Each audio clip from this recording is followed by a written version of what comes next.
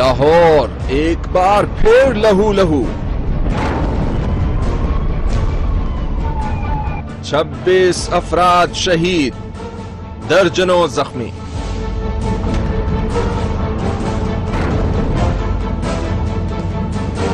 Game is over या अभी तो पार्टी शुरू हुई है? मुल्क की सियासत कहां खड़ी है?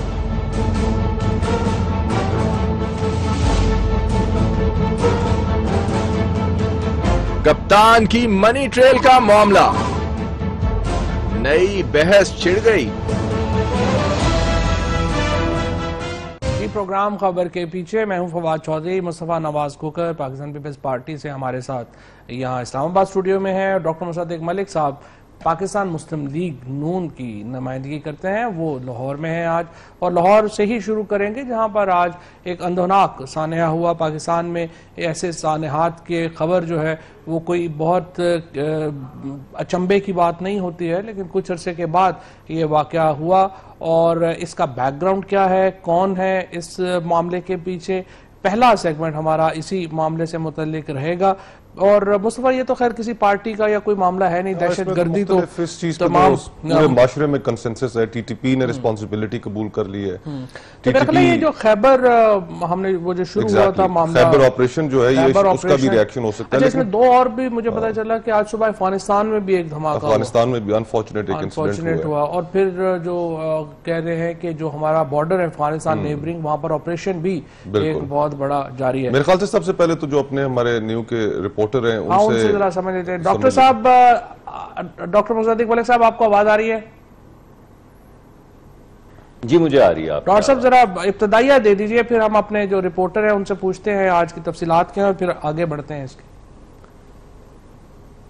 जी सबसे पहले तो मैं ताज़ियत करना चाहूँगा उन तमाम लोगों से, चाहने वालों से, जिनके वो तमाम वरसा जिनके बच्चे बहन भाई जो हैं वो आज शहीद हुए हैं। बिलखसूस हमारे पुलिस के जो नौजवान हैं जो वहाँ पे मौजूद थे, उनको जो नुकसान पहुँचा, उनकी जो शहादतें हुई हैं वो बहुत अफसोसनाक है, और जितना भी अफसोस किया जाए वो कम है। और अब तो ऐसे लगता है कि हमारे अल्फाज भी खोखले हैं, ये अफसोस की हम गर्दान करते हैं, लेकिन हर 2, 4, 5 हफ्ते के बाद फिर हमें ये बात करनी पड़ती है, तो अपनी बात सुन के भी उसमें खोखलापन जो है उसका एहसास होता है।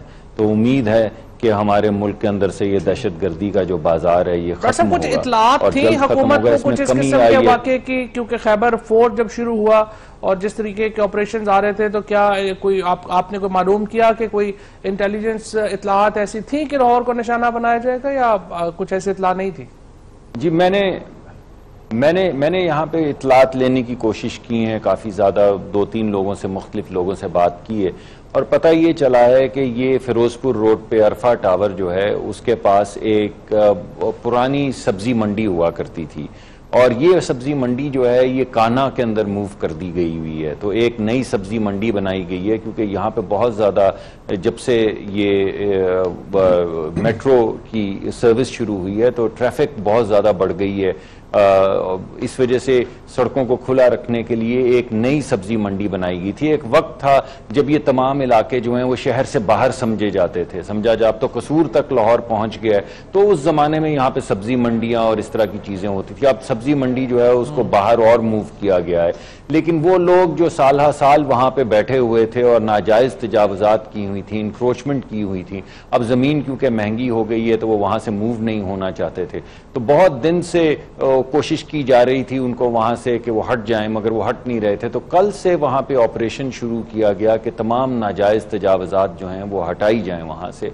और इस दौरानिए में क्योंकि पुलिस की एक बहुत भारी नफरी जो है वो वहां पे लगाई गई ताकि ये तमाम नाजायज तजावजात हटाई जाएं, रेडियां, कच्चे पक्के बने हुए मकानात वगैरह जो सड़क के ऊपर बने थे, उस मौके से फायदे उठाते हुए। जी तो डॉक्टर साहब ये बताइए कि कोई एजेंसीज की तरफ से पंजाब गवर्नमेंट को कोई वार्निंग वगैरह आई हुई थी, या ऐसा ये आपने चेक किया वजारत दाखिला से पंजाब की?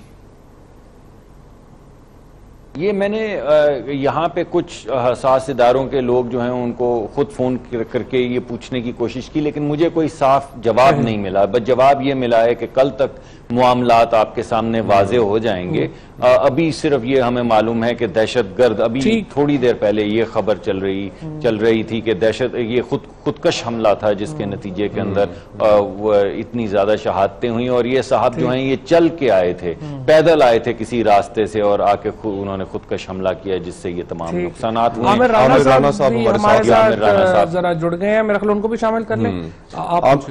आमिर भाई, वेलकम टू आवर शो। ये बताइएगा कि ये जो आज एक बड़ा सैड इंसिडेंट हुआ लाहौर में, क्या हम इसको, और टीटीपी ने इसकी रिस्पॉन्सिबिलिटी भी कबूल कर ली है, तो क्या हम ये समझ सकते हैं कि ये जो पाकिस्तान की अफवाज ने जो ऑपरेशन शुरू किया है खैबर 4, क्या ये उसके नतीजे में कोई रिएक्शन है या एक रूटीन का टीटीपी जो है उसने एक हमला करके अपनी विजिबिलिटी या अपनी प्रेजेंस शो करने की कोशिश की है?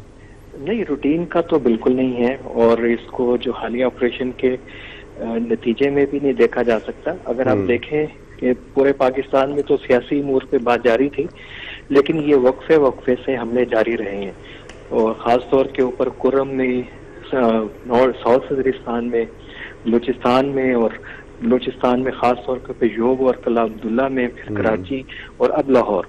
तो इसमें जो खतरनाक बात ये है कि टीटीपी ने लगता है कि दोबारा अपने आप को रीग्रुप किया है। लेकिन आमिर, जो बलूचिस्तान के अटैक्स हैं उनकी नेचर तो मुख्तलिफ नहीं है उन अटैक से जो खैबर पख्तूनख्वा और पंजाब में होते हैं। जी बिल्कुल, उसमें दो ग्रुप सामने आ रहे हैं। एक तो जमातुल अहरार है, उसका तो हमें पता है कि लाहौर और उसके इर्द गिर्द उसके स्लीपर सेल रहे हैं, बलूचिस्तान में भी उसकी प्रेजेंस है, लेकिन अचानक से टीटीपी का सामने आना ये एक मेरा ख्याल है कि नया रुझान है जिसकी तरफ सिक्योरिटी के इदारों को तवज्जो देनी चाहिए। होता यही है कि जब एक ग्रुप कमजोर होता है और पूरी तवज्जो उसके ऊपर जाती है, तो फिर दूसरे ग्रुप जो है मीनवाइल जो है वो रीऑर्गेनाइज करना शुरू। तो आमिर भाई, ये जो हम अभी तक समझ रहे थे कि ये टीटीपी की जो ऑपरेशनल कैपेबिलिटीज हैं वो काफी हद तक कॉम्प्रोमाइज हो गई हैं, और सिक्योरिटी फोर्सेस ने हमारी उनकी जो उनको एक काफी उनको धकेला है पीछे की तरफ, तो ये अब क्या हम समझ सकते हैं कि अचानक से उनकी जो री इमर्जेंस है और मेजर टेररिस्ट अटैक्स करना जो है, ये कोई लग रहा है ऐसे कि वो दोबारा गेन कर रहे हैं अपनी स्ट्रेंथ? और आमिर, इसके साथ थोड़ा सा मेरा भी एक सवाल जोड़ लीजिएगा। तहरीके तालिबान की इस वक्त हमारे यहाँ हैयत क्या है, उसकी बॉडी क्या है, कौन लोग हैं जो तहरीके तालिबान को रिप्रेजेंट करते हैं, और कौन इसके अमीर है, क्योंकि वो कुछ सुना नहीं उसके बाद। फजलुल्लाह जी, आमिर साहब, अगर मैं भी अगर मैं भी एक उसके अंदर आपका ना सवाल नथी कर दूं, अब ये भी खबर चलती रही है कि जत्थों के अंदर टीटीपी के लोग जो हैं वो शमूलियत इख्तियार कर रहे हैं दाइश में, अफगानिस्तान में, तो ये जो गठजोड़ नया बन रहा है दाइश का और टीटीपी का, उसका भी कोई इन्फ्लुएंस इसके ऊपर हो सकता है?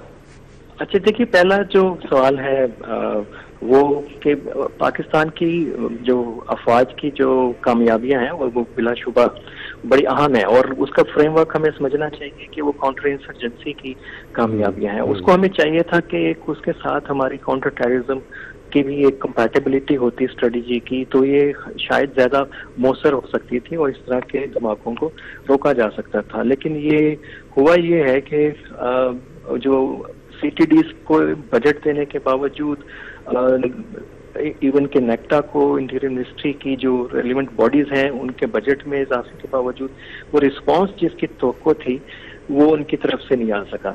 और उसमें ये टीटीपी जैसे ग्रुप जो है, ये देखिए, ये ऑर्गेनिक बॉडीज के तौर पे इनको लेना चाहिए। ये उन्हीं जगहों पे, उन्हीं स्पेसेस में दोबारा से ग्रो कर जाते हैं जहाँ पे या तो उनकी नजरियाती, सियासी या फिजिकल स्पेसेस दस्तयाब हों। तो ये पिछले 2-3 साल में बावजूद के ज़रबे अज़ के, रद्दुल फसाद के, हमें पता है कि सिंध और बलूचिस्तान के बॉर्डर में कभी ये रीग्रुप करते हैं और वहाँ पे कंसंट्रेट करते हैं, कभी पता चलता है। लेकिन आमिर को नॉन लोग नहीं है लाहौर में, मतलब कौन है टीटीपी का? कुछ नॉन लोग है? टीटीपी के तो नॉन लोग अगर आप कहें तो 3-4 लोगों के अलावा कभी नहीं रहे। बैतुल्ला, हकीमुल्ला और इस किस्म के लोगों के नाम लोगों के ज़हन के अंदर हैं। हमेशा से ये स्लीपर सेल्स की सूरत में ऑपरेट करते रहे 2009 से अभी तक। तो यही तो सबसे बड़ा चैलेंज है जिसको काउंटर टेररिज्म का चैलेंज कहते हैं, कि आपका दुश्मन जो है वो, उसकी विजिबिलिटी नहीं है, वो सरफेस पे नहीं है, और आपने उसको ढूंढना है और फिर उसको आपने टारगेट करना है। तो वो ऑपरेशन जो हमें चाहिए थे तालिक के ऑपरेशन, टारगेटेड ऑपरेशन चाहिए थे, उसके अंदर प्रॉब्लम आता रहा है। और ये मेरा ख्याल है कि जब भी मीटिंग्स होती हैं और खास तौर के ऊपर एपिक्स कमेटी की मीटिंग्स होती रही हैं, उसमें यही आता रहा है कि आपका एक तो रिस्पांस टाइम और आपकी जो ऑपरेशनल स्ट्रेटेजी है वो कैसे आपकी बेहतर हो। अच्छा, ये दाइश का भी पूछा था डॉक्टर मुसद्दिक मलिक साहब ने। अब अमेरिका ने यहाँ पे अफगानिस्तान में मजीद फोर्सेस भी भेजने का एलामिया जारी किया है, और वो तो दाइश के खिलाफ है, और दाइश और अमेरिका और तालिबान और अमेरिका आपस में बात कर रहे हैं दाइश के खिलाफ एक हिकमत अमली बनाने के ऊपर। तो इसमें जरा डॉक्टर साहब के सवाल का जवाब भी दीजिएगा। जी बिल्कुल, अफगान तालिबान तो रूस के साथ भी मेरा ख्याल है कि इस किस्म की खबरें आती रही हैं कि दाइश के खिलाफ उनकी बात कर रहे हैं, लेकिन दाइश की प्रेजेंस है अभी खासी वीक हुई है, खास तौर के ऊपर निंगरहार में, कुन्नर और बदख्शां के अंदर जो इनकी एक बेल्ट बनती है छोटी सी, और उसकी वजह यह कि पाकिस्तान ने वैसे डिनाई किया है उस रिपोर्ट को जो पेंटागन से रिलीज हुई है, जिसमें ये दावा किया गया कि पाकिस्तान ने अफगानिस्तान के साथ मिलकर ऑपरेशंस किए हैं दाइश के खिलाफ बॉर्डर एरियाज में। अगर ये राजगाल का ऑपरेशन भी देखें तो ये स्पेसिफिकली दाइश के और उससे एफिलिएटेड नेटवर्क का है। अगर ये कहें कि कोई जोक लोग जा रहे हैं टीटीपी से दाइश में, इस तरह की कोई एविडेंस अभी तक नहीं है सरफेस के ऊपर। जो पहले उनकी इंस्पिरेशन थी वो खासी कम हुई है, उसकी बहुत सारी नजरियाती वजूहात हैं कि क्या हुआ, और जिस किस्म की उनकी का रवैया था उस वजह से मेरा नहीं ख्याल। शुक्रिया, बहुत शुक्रिया आमिर, आपने बड़ी तफसील से हमें बताया। जी डॉक्टर साहब कंक्लूड कीजिएगा। जी मेरे ख्याल में सबसे ज़्यादा इम्पोर्टेंट बात उन्होंने जो की है वो ये है कि अगर सियासी तौर पे कोई हम जगह पैदा करेंगे या कोई ऐसा माहौल पैदा करेंगे मजहबी, या कोई ऐसी चीज़ पैदा करेंगे जिसमें इस तरह की जमातें और इस तरह के नज़रिए जो हैं वो परवान चढ़ सकें, तो एक बहुत बड़ी जिम्मेदारी हुकूमत की भी है और हम सब की भी है कि ये तमाम जो एक सॉफ्ट हमने जी हाँ फिलोसॉफिकली हमको ये तब्दील करना होगा। ये जगह जो है ये जो सोशल स्पेस क्रिएट हो गई है, इस तरह की तंजीमों को बिल्कुल उसको खत्म करना होगा। अल्फाज तो है नहीं, सारी बातों के जवाबात भी हमें पता है। जब तक आप खाना तगड़ा नहीं करेंगे, ये जो काउंटर टेररिज्म की बात कर रहे हैं, हम पैसे जाया कर रहे हैं टोटल। हमें चाहिए लोकल पुलिस स्टेशन को तगड़ा करें, लोकल आपकी जब तक वो नहीं होगी, सर्विलेंस नहीं होगी, लोकल इंटेलिजेंस नहीं होगी, इंसर्जेंसी में और स्पेशली इस तरह टेररिज्म के मामलात में लैप्सेस तो हो ही जाते हैं, लेकिन at the same time I think हमारी जो सिक्योरिटी फोर्सेज हैं उन्होंने इस मुल्क में जंग लड़ी है और लड़ रही है ऑर्गेनाइजेशंस के साथ, और लड़ रही है। आज भी आपको पता है पुलिस ही उसका आज भी पाकिस्तान के लोग अपनी अफवाज के साथ, अपनी पुलिस के साथ, अपनी एजेंसीज के साथ शाना बशाना खड़े हैं, और इंशाअल्लाह ताला इस जंग में हतमी फतह जो है वो पाकिस्तान की होगी, पाकिस्तान के अवाम की होगी। यहाँ ये सेगमेंट बंद खत्म करते हैं और वापस जब आएंगे तो बढ़ते हैं पाकिस्तान की सियासत की तरफ।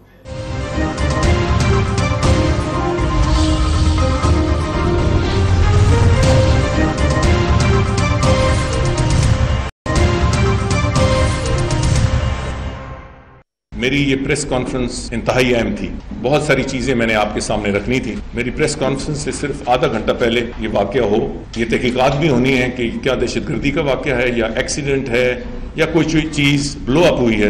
इस वाकये के बाद मेरा ख्याल है कि ये मुमकिन नहीं है मेरे लिए कि मैं सियासी मामलात पर इजहार ख्याल करूँ, जानों का ये ज़िया हो और इस मुल्क का वजीर दाखिला सियासी मामलात लेके बैठा हो। मैं कम से कम, मेरा दिल ये नहीं मानता कि मैं उस पर इजहार ख्याल करूं।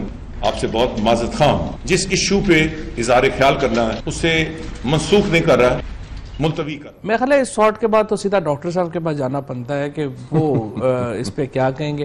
डॉक्टर साहब, चौधरी निसार साहब ने आज प्रेस कॉन्फ्रेंस जो करनी थी जाहिर है वो नहीं कर सके, कमर का दर्द उनका ठीक हो गया, और लगता है ये, और ये कमर का दर्द काफ से वाला है या कैंची वाले काफ से वाला है?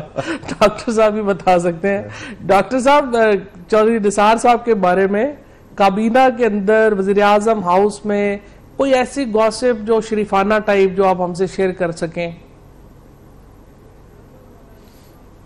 देखिए, मैं तो आपसे वही बात शेयर करूंगा जो आज दिन में भी मैंने की है कि बड़ी पुरानी रफाकत है और बहुत मोहब्बत का रिश्ता है चौधरी साहब का वजीर आजम से, जैसा नवाज शरीफ साहब का जुनेजो साहब से था।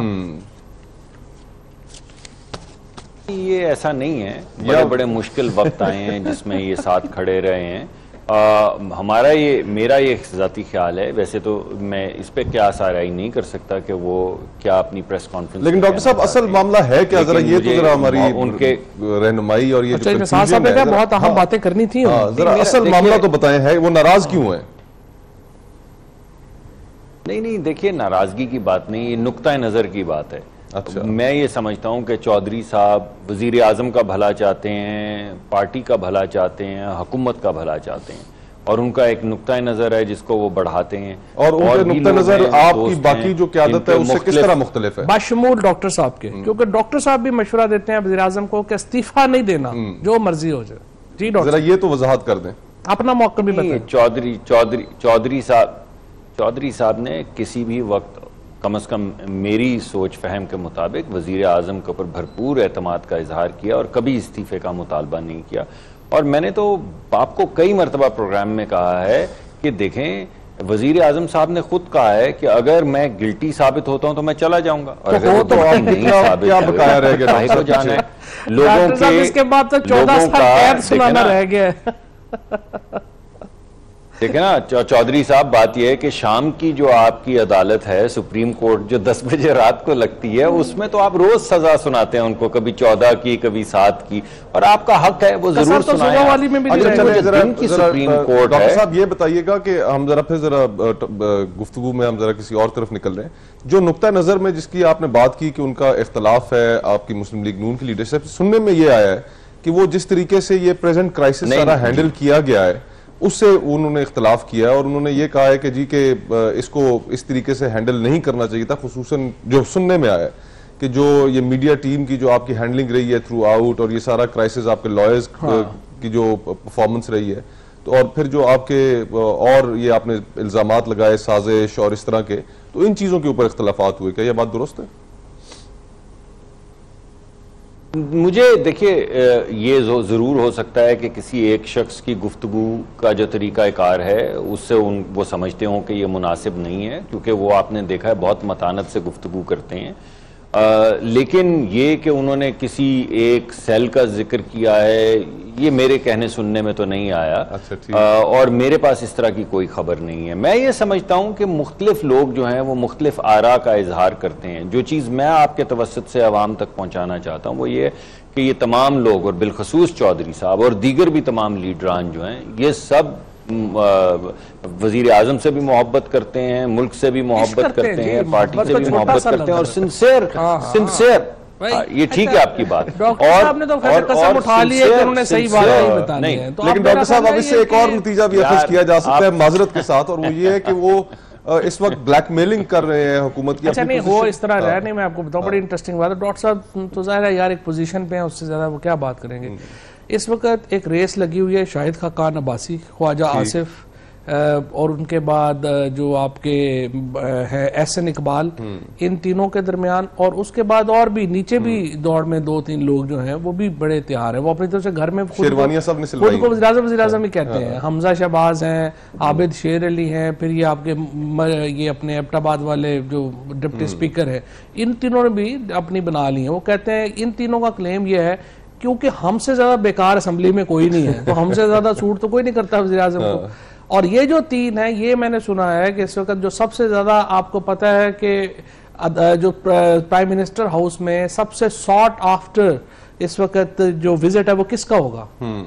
किसका? तो कल लगा ना, क्या वजीर आजम का होगा, किसका होगा आप बताएं? कुलसूम बीबी का। सबसे ज्यादा लोग इस वक्त जो सिफारिशें कर रहे हैं, लॉबी कर रहे हैं, वो कुलसूम। तो यानी कि ये जो सारा मामला है, ये मामला जो है ट्रांजिशन ऑफ पावर का है कि वो मुस्लिम लीग नून के अंदर आगे किसको जाती है। यानी कि ये अंदरूनी तौर पे भी ये समझ बैठे हैं, और इसके काफी हद तक इस चीज के चांसेस हैं कि वज़ीर आज़म साहब की छुट्टी हो जाए, और उसके बाद जिसको मेंटल जाना है, जिसको ओहदा जाना है वज़ारत उज़्मा का, तो उसकी ये लड़ाई है, जिसके नतीजे में जो निसार साहब जो है पिछले 4-5 दिन से एक ड्रामा करके बैठे, वो ड्रामा कर रहे हैं या वो अपना रेट बढ़ा रहे हैं। और उन्होंने ख्वाजा आसिफ साहब के ऊपर, अगर वज़ीर आज़म ने चौधरी निसार से बदला लेना हुआ तो ख्वाजा आसिफ वज़ीर आज़म होंगे, अगर उन्होंने बराबरी के ऊपर कुछ बात छोड़नी होगी तो फिर शाहिद खाकान अब्बासी वज़ीर आज़म होंगे, क्योंकि उनके ऊपर जो ख्वाजा आसिफ है, चौधरी निसार है, उनका भी है। लेकिन ऑन सीरियस नोट, डॉक्टर साहब सब फिर जाहिर है कि इस पे एग्री नहीं करेंगे। देखिए बात यह है, देखें आप लोगों ने बड़ी लंबी बात की है। देखिए बात यह है कि ये तो मुझे कामिल यकीन है कि आप दोनों मरकजी शूरा के मेंबर हैं PMLN के, इस वजह से आपको सब बातें पता हैं। और जो मैं कह रहा हूं वो बता नहीं सकते क्योंकि मेरा ताल्लुक तो PMLN से है नहीं। आपका तो बड़ा गहरा लगाव और ताल्लुक है। तो आपने कौन सा इनमें से किसी खबर को आपने हम तो कोशिश फर्म करना है, आपने कहना है कि हाँ ये बात ठीक है, हम तो कोशिश नहीं करते। सही है। देखिए बात यह है कि ये एक आपकी बात ठीक है कि प्राइम मिनिस्टर की एक शॉर्टलिस्ट जो है वो बन चुकी है, ये बात आपकी बिल्कुल ठीक है। उसके अंदर 3 नाम हैं, मोहम्मद नवाज शरीफ और मोहम्मद, और इन तीनों नामों के ऊपर पूरी पार्टी का कंसेंसस है। ये जितने लोगों का अगर ये डॉक्टर साहब MLA होते हैं तो आज ये भी जो है इस प्रोग्राम में ना होते, वो भी कुलसूम बीबी के पास बैठे होते। हर MLA जो है वो अपनी लॉबिंग में पड़ा हुआ है। डॉक्टर साहब ये आप किस तरह की बातें कर रहे हैं, यानी कि अखबारात से आप अखबारात का मुताला नहीं करते? एक बात आप बुरा ना मनाइएगा, एक बात मैं जरूर कहूंगा, वो ये है कि देखिए बाकी ठीक है आप सियासी गुफ्तगू जरूर करें, लेकिन कुलसूम साहिबा, बेगम साहिबा जो हैं, उन्होंने जरूर अपने खामन को, जब उनको अरेस्ट किया गया तो एक तहरीक चलाई थी, लेकिन वो सियासत में नहीं है। उनको सियासत में इस वक्त धकेलने का कोई फायदा नहीं। तो मेरे ख्याल में जो उनके खानदान का, जो माओं का, बहनों का जो एहतराम है, उसे रहने दें बाहर। एहतराम ही है ना, ये सियासी जोड़ तोड़ वो डिसीजन मेकिंग करेंगी, ये तो एहतराम ऐसा है नहीं, मगर ऐसा है नहीं। ठीक है जी आप जरूर कहते होंगे, आपका मैं आपके ख्याल से तो मैं ये नहीं कह रहा, लेकिन मैं कह रहा हूं ऐसा है नहीं, तो बिला वजह उसको अंदर अच्छा जी, आप ये फैसला करते हैं मुस्तफा एक दफा फिर डॉक्टर साहब के। पहली बात तो यह है कि देखें आप 2-3 चीजें हैं। पहली बात तो यह है कि सुप्रीम कोर्ट का बेंच कब बैठता है और फैसला सुनाता है। मेरी अपनी दानिश्त में, मैं गलत हो सकता हूं, सुप्रीम कोर्ट को इस हफ्ते से आगे नहीं जाना चाहिए। अंदर की बात बताएं, अंदर की चौधरी साहब आपका बहुत गहरा ताल्लुक है तमाम वकला से, अंदर की बात बताइए। जो इस वक्त मुल्क में पॉलिटिकल क्राइसिस चल रहा है, उसके जो इफेक्ट्स हैं वो हमें स्टॉक मार्केट पे भी नजर आने शुरू हो गए, मैशत पे भी नजर आने शुरू हो गए, वाकयात हो रहे हैं, करेंसी नहीं है। तो ये सारी चीजें जो है इसको इतना ज्यादा अच्छा, तो इसका मतलब ये है, मुझे ये लगता है कि ये जजमेंट ऑब्वियसली, वो तो आपने देखा कि पिछली दफा तो चूंकि जजमेंट लिखनी थी तो इतना वो वक्त चाहिए था, अब तो जजमेंट लिखी हुई है, बहुत एडिशन नहीं करने हैं, जो भी करने हैं। सो मुझे ये लगता है कि थर्सडे फ्राइडे के लगभग।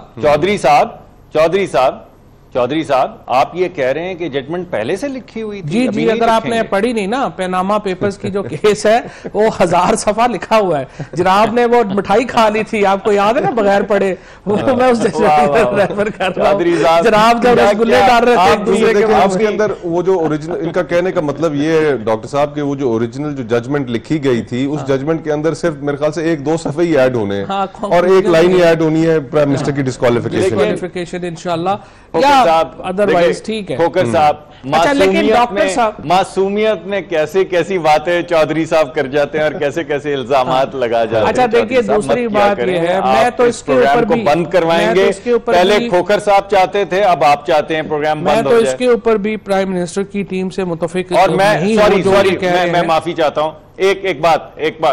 एक बात मैं करना चाहता हूं, मैं माफी चाहता हूं, आपकी बात काट रहा हूं। देखें, मैं अवाम को ये बताना चाहता हूं कि कोई जजमेंट पहले से नहीं लिखी हुई, ये चौधरी साहब मजाक कर रहे थे। देखिए आप बात समझे नहीं है ना, आपका लीगल बैकग्राउंड नहीं है, समझे नहीं है, आप ट्विस्ट देना चाह रहे हैं। अच्छा, पहली बात यह है कि देखें, मैं तो इस पे भी जो PMLN के वकला चाहते हैं कि नैब को भेज दिया जाए ट्रायल के लिए, उस पर भी मैं बहुत हैरान हूँ। क्योंकि देखें, अगर ये कोई सिविल कोर्ट नहीं है, आप चाहते हैं कि क्रिमिनल कोर्ट को केस जाएगा, वो उसके बाद वारंट जाएंगे। वो तो देखें, जो JIT की जो रिकमेंडेशन है इन इटसेल्फ, वो तो है ही। 15 केसेस हैं जो ओपन करने का। जब ये नैब कोर्ट में जाएगा तो फिर फौरन इनको अपनी जो उसके जमानतें करानी पड़ेंगी, होंगे उनको अपनी जमानतें करानी पड़ेंगी। तो ये एक अजीब-ओ-गरीब नया तमाशा शुरू हो जाएगा। हमें तो लगता है वज़ीर आज़म और उनके बच्चे रोज जमानतें कराते फिरेंगे। खोकर साहब जी, खोकर साहब कंप्लीट करिए। हमें तो ये लगता है कि कि ये जो रिपोर्ट आई है जिसके ऊपर फैसला होना है ये रद्दी की टोकरी में जाएगी, वही इसकी जगह है। ये तासुब से भरी एक रिपोर्ट है, प्रेजुडिशियल। चलिए डॉक्टर साहब, इसको अपना ख्वाहिशों के तमाम चीजें अगर कहते हैं कि अगर ख्वाहिशें घोड़े होती तो फकीर जो है वो उसमें सवारी करते।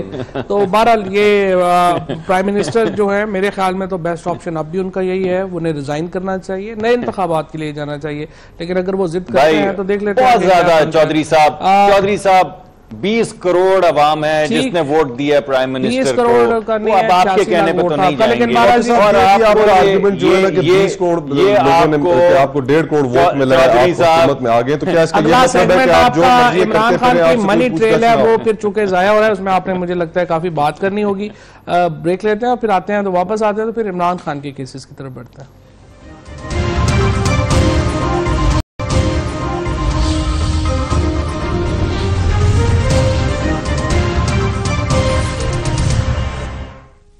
नाजरीन, वापस आने का बहुत बहुत शुक्रिया। ये हमारा आखिरी जो कहानी है ये इमरान खान साहब की है। ये बड़ा मुश्किल होता है इमरान खान साहब के ऊपर बात करना, क्योंकि ये दो मुख्तलिफ असूल हैं जो लागू होते हैं। एक असूल जो बाकी तमाम लोगों के लिए है और एक असूल जो इमरान खान साहब के लिए। तो इस सेगमेंट के अंदर हम उस असूल की बात करेंगे जो इमरान खान साहब पे लागू है, बाकी दुनिया के कवानीन तो मुख्तलिफ हैं।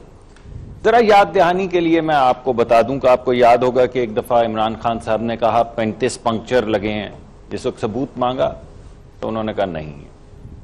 फिर उन्होंने कहा कि उर्दू बाजार के अंदर वो पर्चियां बनी हैं, सबूत मांगा, उन्होंने कहा नहीं है। फिर उन्होंने कहा कि एमआई का एक ब्रिगेडियर था जिसने धांधली करवाई, सबूत मांगा, उन्होंने कहा नहीं है।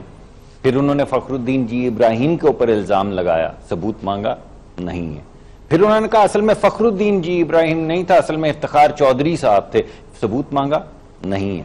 फिर एक दिन लहर के अंदर यह भी कह गए कि chief of the army staff थे जिन्होंने करवाया सब कुछ, सबूत मांगा, नहीं था। तो जब इन तमाम चीजों के सबूत नहीं थे और उन्होंने अपने गोशवारों के अंदर अभी अरबों रुपए की या 1 अरब से ज्यादा की जायदाद डिक्लेयर की और अदालत ने उनसे कहा कि सबूत दे दें, वो तमाम कागजात जमा करवा दें बैंक के कि आपको ये तमाम पैसे मिले पाउंड्स के अंदर, आपने उनसे अपार्टमेंट खरीदा फिर वो बेचा, सबूत मांगा, नहीं है। अदालत के अंदर लिख के दे दिया कि सर्टिफिकेट है लेकिन बैंक के कागजात नहीं है। हम चोरी का इल्जाम नहीं लगाते, हम नहीं कह रहे कि ऐसा है कि उन्होंने चोरी की है, लेकिन हमारे जो मुकदमात हैं उनकी नौयत बेशक मुख्तलिफ हो, मगर हमारे मुल्क में कानून तो यकसा हैं। अगर वजीर आजम के वालिद जिनका इंतकाल हो चुका है उनको 1978 के कागजात, सिर्फ बैंक के कागजात एक्सेप्टेबल हैं और वो मांगे जा रहे हैं, तो खान साहब तो हयात हैं और खान साहब की वो काउंटी भी हयात जहां पे क्रिकेट खेलते थे और वो बैंक भी मौजूद हैं।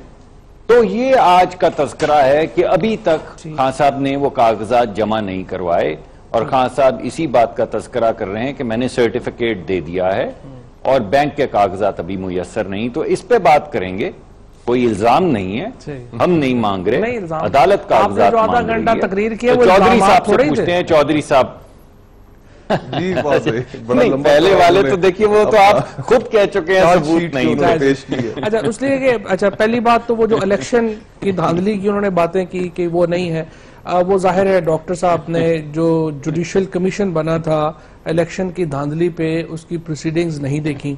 और अब हमने जब ये इस मुकदमे में पैनामा वाले मुकदमे में आपने देखा कि जो डॉक्यूमेंट्स जिस तरह से इन्होंने जाली जमा कराई, तो उसके बाद इमरान खान ने कहा कि अब मुझे यकीन हो चला है कि जो फॉर्म 14-15 जो पहले इलेक्शन कमीशन ने कहा अवेलेबल नहीं थे और वो 48 घंटे में सारे अवेलेबल हो गए, वो कैसे अवेलेबल हो गए? नहीं, उनकी इस बात में तो फवाद भाई वजन है कि जो इल्जामात खान साहब ने इस्लामाबाद में धरने के दौरान लगाए उनमें से एक भी साबित नहीं कर सके। कैसे साबित नहीं हुआ? 4 हल्के इमरान खान ने खोलने का कहा था, जो शख्स आता था उनके कान में कुछ कहता था और उसके बाद खान साहब वो जलसे में तकरीर के दौरान ये बातें जो इलेक्शन के बारे में गुफ्तगू की गई, मसलन जो ब्रिगेडियर एमआई के जिनका वो नाम ले रहे हैं, वो ब्रिगेडियर आजकल कहाँ है? कहाँ है? वो डायरेक्टर एंटी करप्शन है पंजाब के, लगा दिया तो गया इससे उनको। इससे क्या मतलब? कौन लगता है डायरेक्टर नजम सेठी साहब के ऊपर जो नजम उन्होंने सेठी इल्जामात साहब के लगाए, ऊपर, नजम सेठी साहब के ऊपर जो अच्छा, है फिर उसके बाद जो नहीं उन्होंने मानता। बाकी लोगों के ऊपर इल्जाम लगाए, तो वो कोई साबित तो नहीं कर सके? नहीं, हर एक के ऊपर इल्जाम जो है तो वो ये बात उसने- साबित हुए, लेकिन वो ये है कि चलो। 60 रिकमेंडेशन जो दी गई लेकिन- वो देखिए वो चला गया। चलिए इस पे आ जाता हूँ, लेकिन क्योंकि खोखर डॉक्टर साहब साहब ने जो बात की, पहली बात तो ये है कि हर PMLN के बाकी लोगों की तरह डॉक्टर साहब ने भी रवायत बरकरार ये रखी है कि अपना केस नहीं पढ़ा और वो आके इमरान खान के ऊपर शुरू हो गए।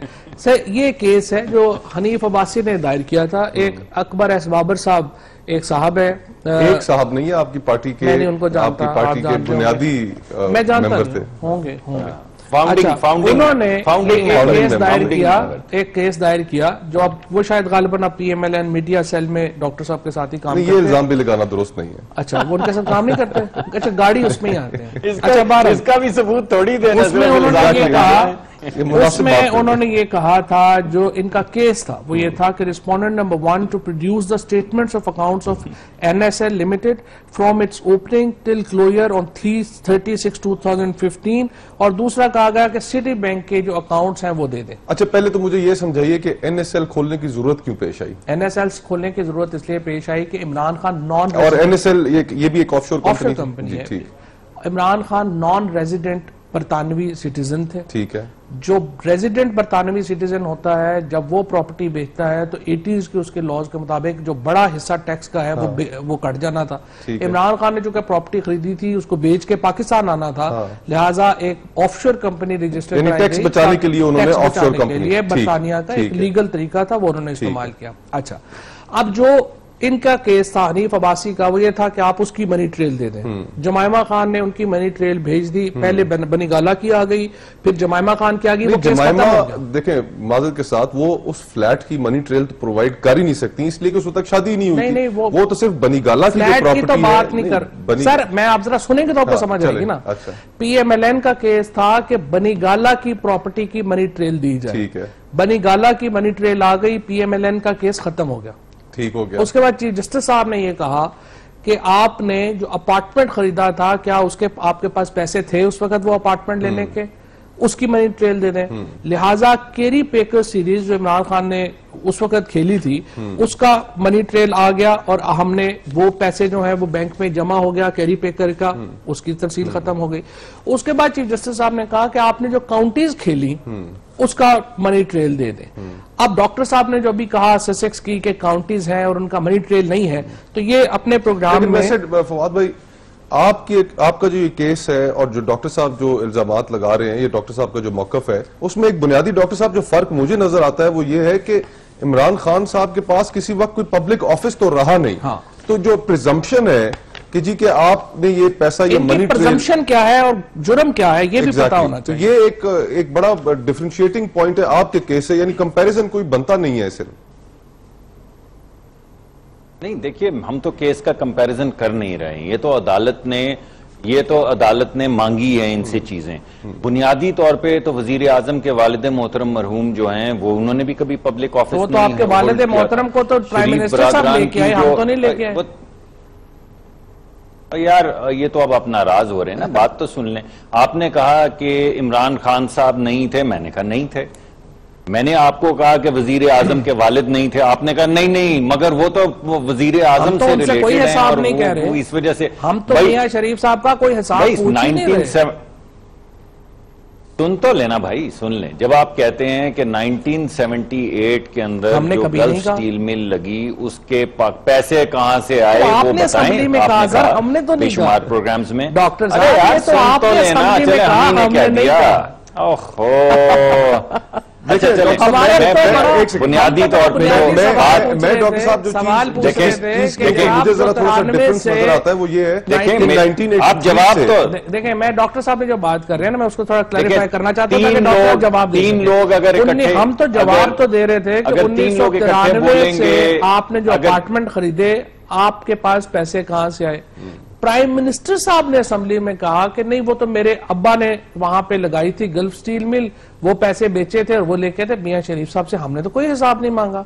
इसी तरह से जो उनके बच्चों के मामलात हैं वो भी हमने तो नहीं मांगे, वो तो खुद हुसैन नवाज साहब वापस आए और उन्होंने कहा कि अल्हम्दुलिल्लाह ये प्रॉपर्टी मेरी है और मैंने इसलिए लिया। तो आपने यार रिसोर्सेस साबित ठीक है, अब जरा मौका दीजिए। हाँ, देखिए मौका दीजिए। देखिए बुनियादी तौर पे अगर आप इसको तमाम को समराइज करें तो आपको पता चलेगा कि अगर ऑफशोर कंपनी वजीर आजम की निकले तो चोरी हराम, और अगर सोर्सेज जो ना दे सके उसकी चोरी तो हलाल।